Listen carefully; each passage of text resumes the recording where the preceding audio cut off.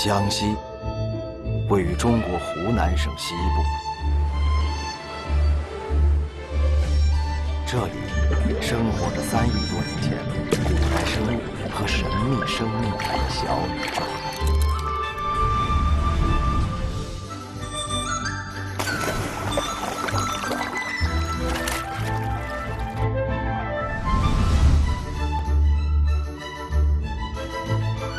2年前，我们用4K 摄像机记录了这里人类文明的痕迹。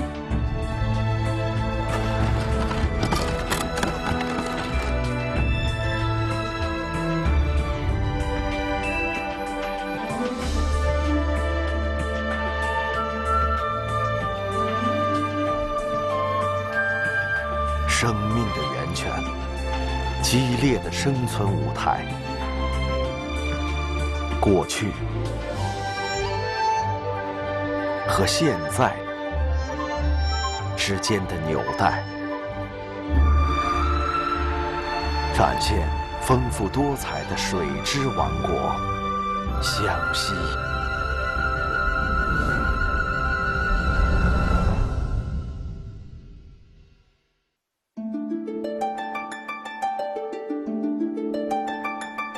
一整夜的雪，让湘西披上了一层洁白的面纱，整个世界也沉浸在一片宁静之中。这个地方矗立着地球上最古老的岩石，数亿年的时间中，无数次被白雪覆盖。这里的山水独一无二，即使万物冰封，依然会孕育灵动的生命。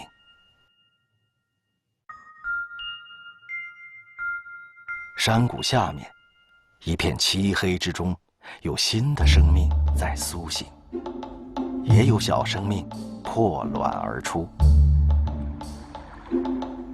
新生命的诞生，总是伟大的。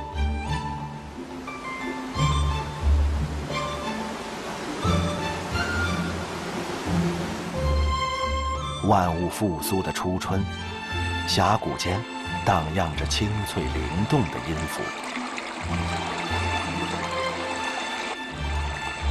一只古老的生物循声而来。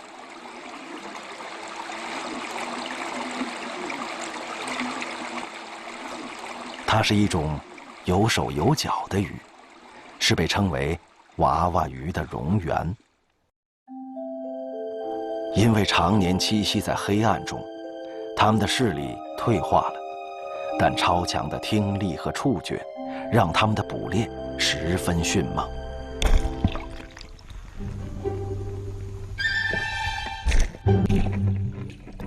娃娃鱼的下颚非常有力，甚至可以咬断人的手指，但对于卵食，它还是无能为力了。在水深2到30厘米处生活的娃娃鱼，可以说是一种活化石。据说，它们从3亿5千年前的恐龙时代就生活在地球上。它身长最长可达2米，有记录说可以活120多年，但它现在却是濒临灭绝的两栖类动物，因为娃娃鱼只能生活在1级的清水中。水质稍微恶化，娃娃鱼就会选择离开。对于娃娃鱼来说，寻找清澈的水是生存本能，但这个过程并不是那么简单。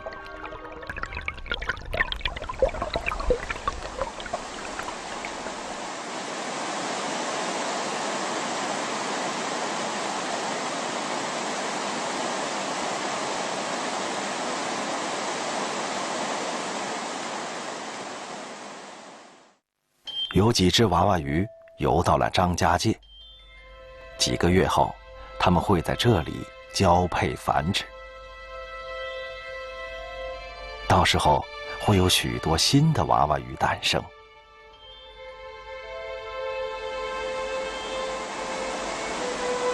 这片清澈山水的品质，会让新生命再次吸取灵气，成就娃娃鱼的循环。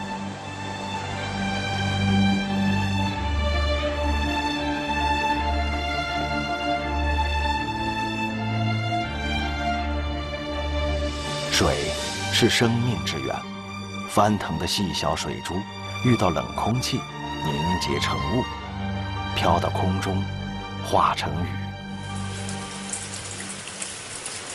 大地因为雨水而生动。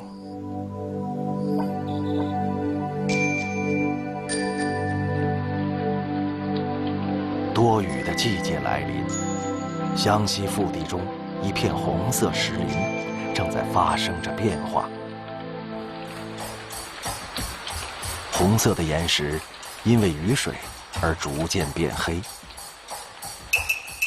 等到天晴，石林又会恢复到原来的红色。这片色彩不停变换的魔法石林，在当地被称为红石林。岩石和峡谷会随着天气、时间和季节而变化。纯净的雨水是造就这一切的魔法师。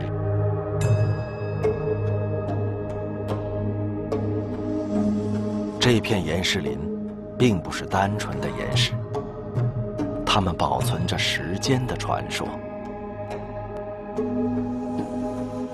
4亿5千年前，这里是深海，因未知的力量，让沉在海底的红色碳酸盐变成了陆地。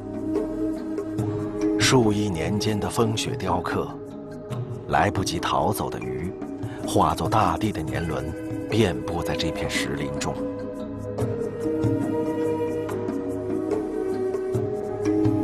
这片湘西的石林，因雨水而灵动，因时间而具备灵魂。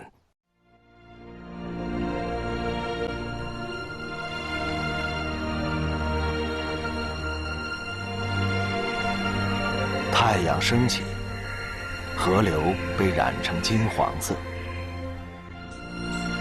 生命是水孕育的精灵。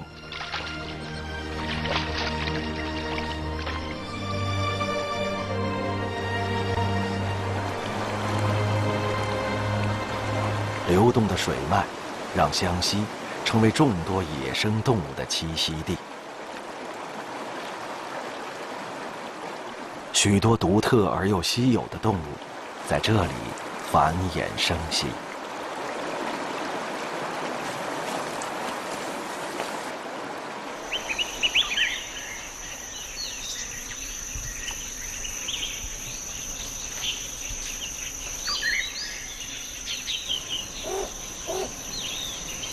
它有长长的尾巴和酷似狐狸的外表，被称为飞狐。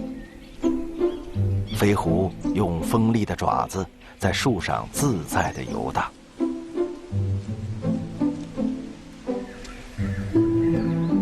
它是食草动物，靠吃嫩叶生活。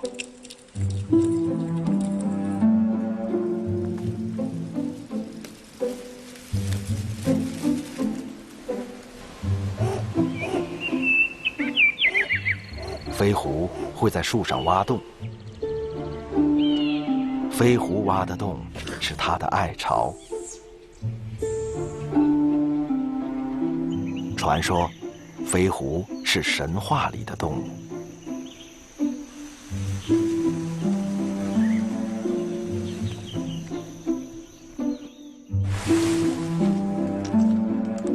爬到高高的树上，摇着尾巴。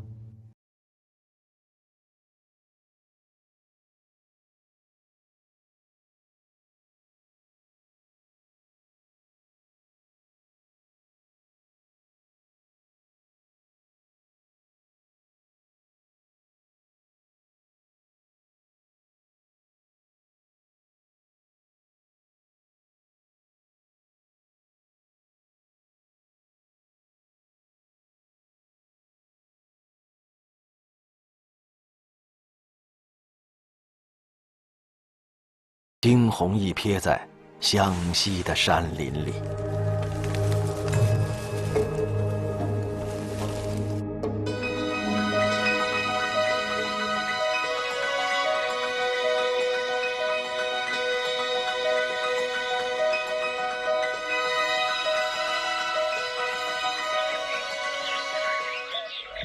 在这平衡的山林中，生活着很多物种，几十只猕猴集群而居，主要靠吃昆虫、嫩叶、水果为生。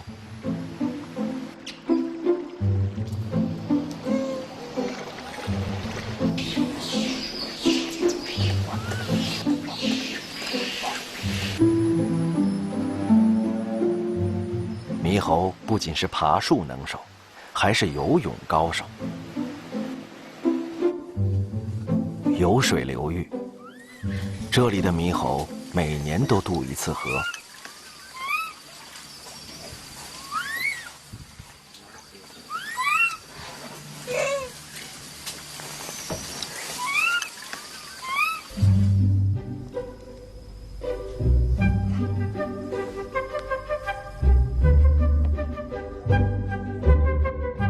从一棵树跳到另一棵树，然后跳进水里，过河并不是一件容易的事。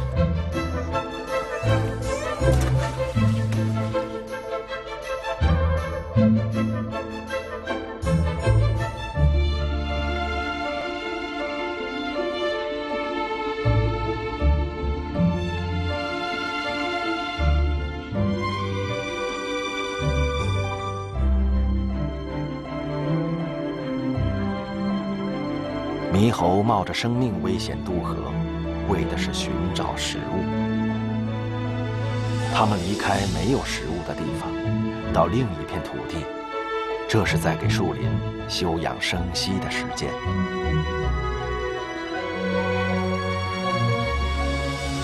1年后，大自然会恢复到原来的样貌，猕猴群会再次回来。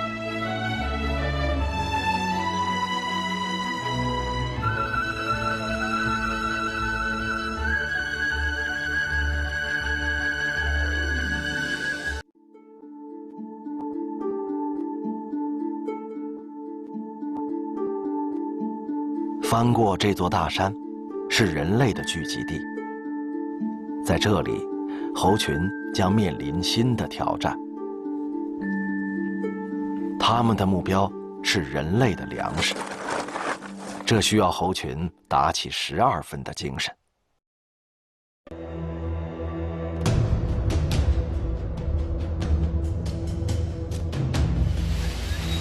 摇晃树枝，是猴王给猴群发出的危险信号。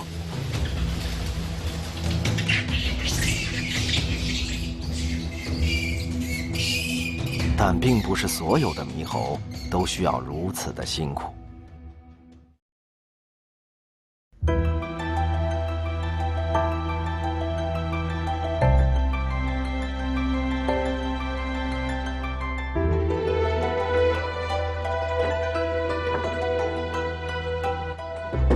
石志安是位职业的养猴人，喂猴已经有20年了。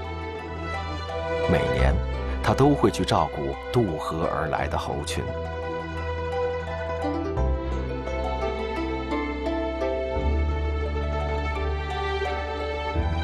这2只猕猴是去年猴群离去时遗留下来的幼猴，如今成了石志安的家人。以前四川的这个都在做猴子啊，都懂我都屋里我是他们的徒弟，叫他们做猴子，叫他们喊猴子啊，叫他们养猴子，他们教我找他们回去，我得睡下的一拨猴子，睡12个，有12个我喊到你不做了啊，你领我这个。对猕猴的保护，让捕猴早已成为历史。但20年前的机缘，让石志安学会了与猴相处。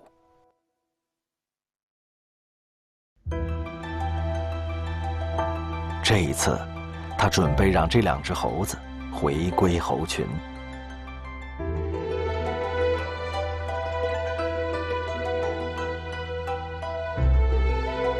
1个月前，新的一群猕猴渡过河，在村外的崖壁上居住了下来。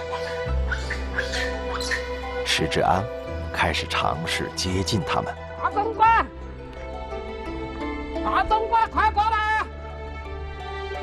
大兵长，快过来！快过来，快过来！这段崖壁经过简单清理，作为通往猴群的通道。即使是惯走山路的石志安，也需要加倍小心。这已经是第2个星期。大总管，快过来！快过来，快过来！大兵长，快过来！这次，石志安带来的是猕猴最爱吃的玉米、花生和红薯，剩下来的就是等待。即使最了解猕猴群的养猴人，也不能确定猴群是否会来。大兵长，快过来！快过来，走了！快过来，快过来！快过来，走了！快过来，快过来！哎，别别别！大总管，大总管，哪个呀？猴群似乎接纳了石志安，但并没有看上石志安带来的猴子。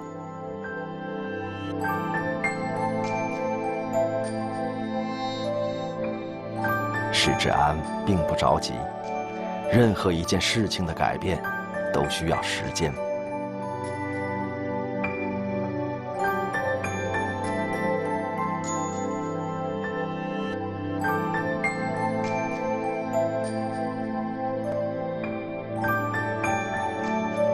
也许需要很久，也许就在明天。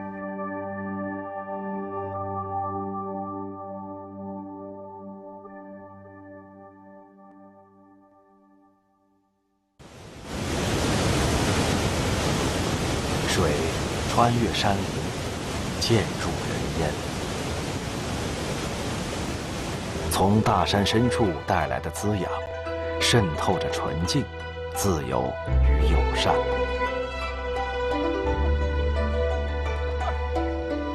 江水边，生灵们又有了新的关系，他们开始了合作。有着灰黑色羽毛的鸟，就是鸬鹚。渔夫从10岁开始和鸬鹚一起工作。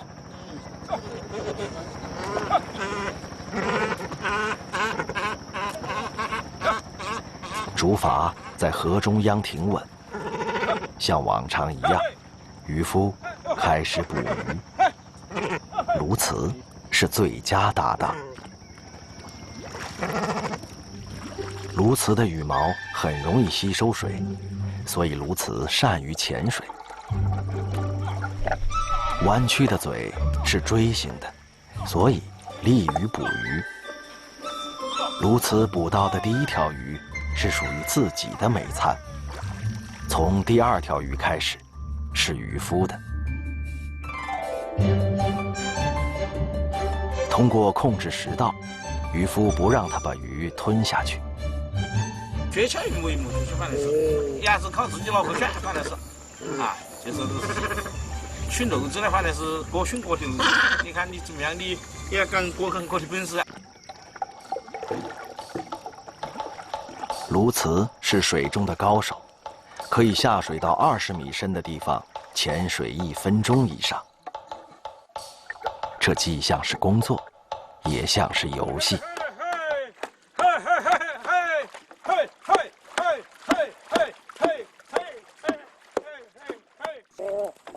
给渔夫带来一定的收获后，渔夫会解放鸬鹚，让它们回到江里尽情地吃鱼。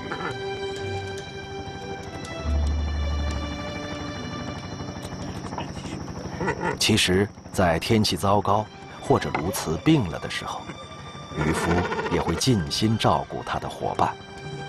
他和鸬鹚就这样共生了40多年。鸬鹚捕鱼，湘西江水上的合作。这位老人是这条江上坚持着这种合作的最后一位渔民。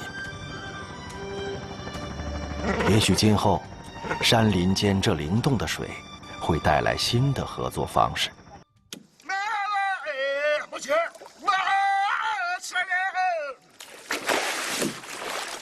粗犷嘹亮的声音是远水上的号子，这是独属船工的歌声。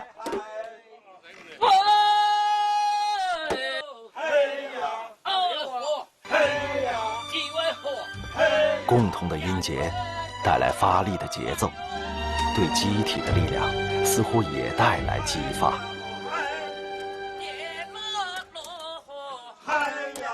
顺江水而下的放排，曾经是这里主要的营生。编好的木排顺流而下，伴随放排号子的回响。上下500公里的河段边，水流与歌号纠缠在一起，仿佛天然就该如此。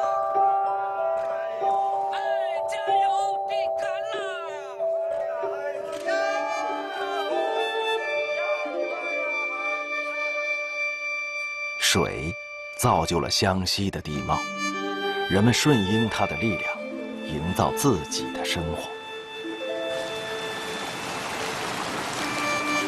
这种木质的水车，1700年前就出现在这里。巨大的水车，直径有14米宽，利用水的动能，每天舀起600多吨的水，输送到农田中，也可以用于碾磨谷物。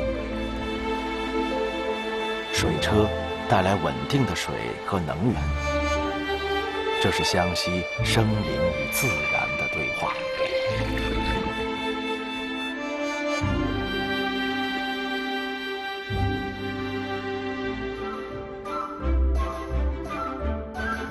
从皑皑冰雪下融化的水滴，到雨雾蒸腾，林间小溪，直至渐入人烟，逐浪致远。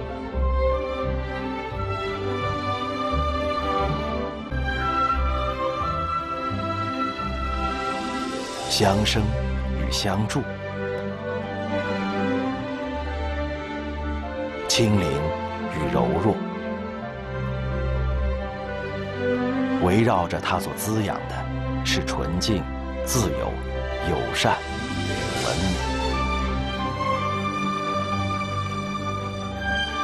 这里是湘西，一个水边的故事。一方阴水，灵动的天地。